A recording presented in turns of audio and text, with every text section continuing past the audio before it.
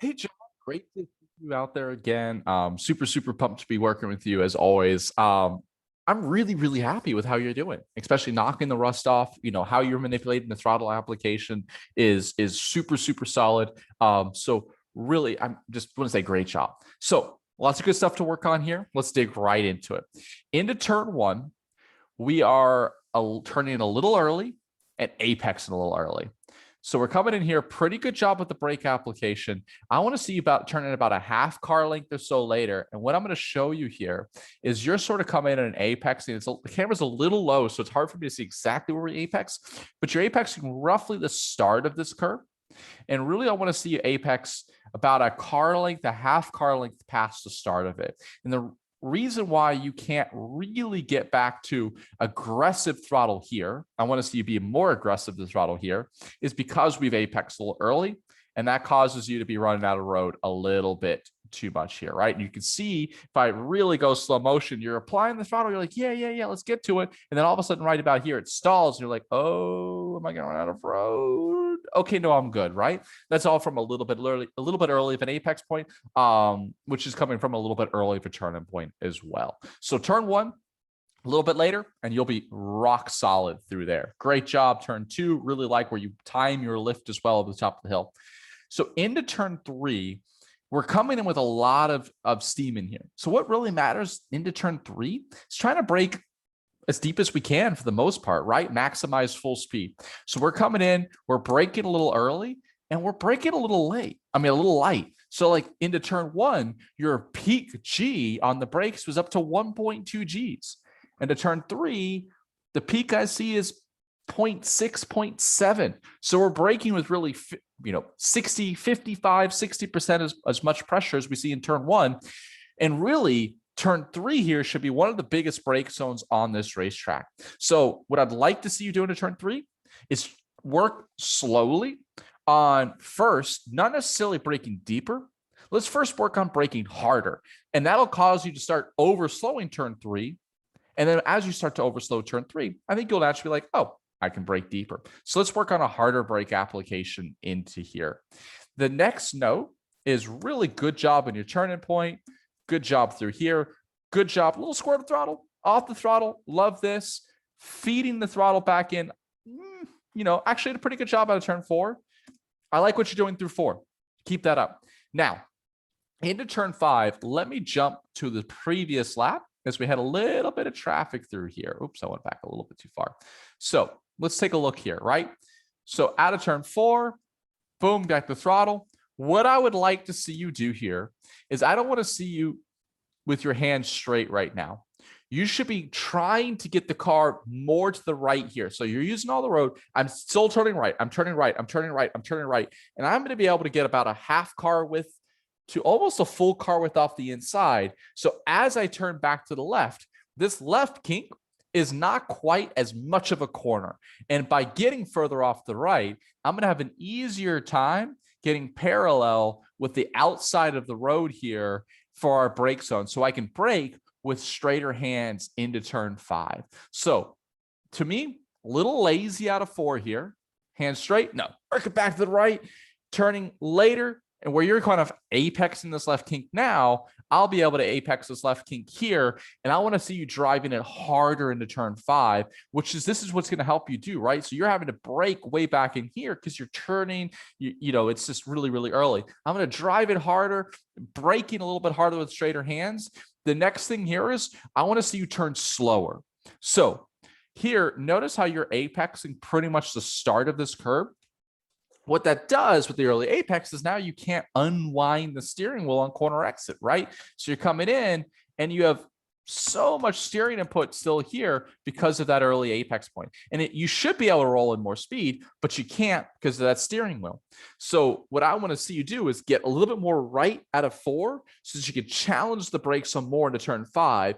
You'll roll more speed up the hill in turn five and turn slower so that we're apexing about a good car length past the start of this curve here. So really apexing out over here, you're gonna be able to roll in more speed. The car's gonna be looking more down the road for you as well.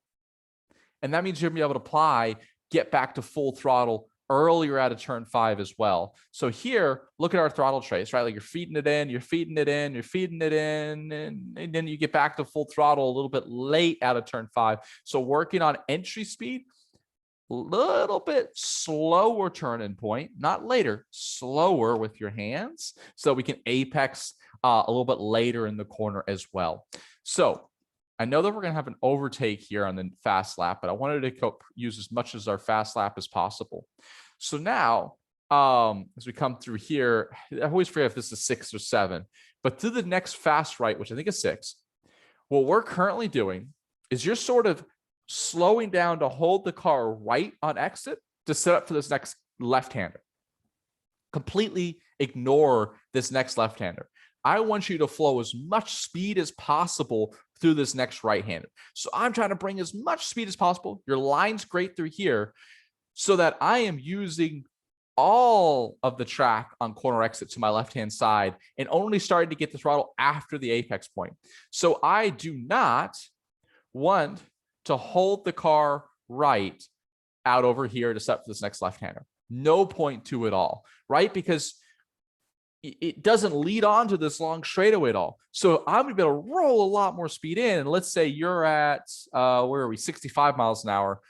You know, bear with me here, but like, let's say I'm able to roll an extra 5-10 miles an hour. So let's say at the same point here, I'm at 75 miles an hour.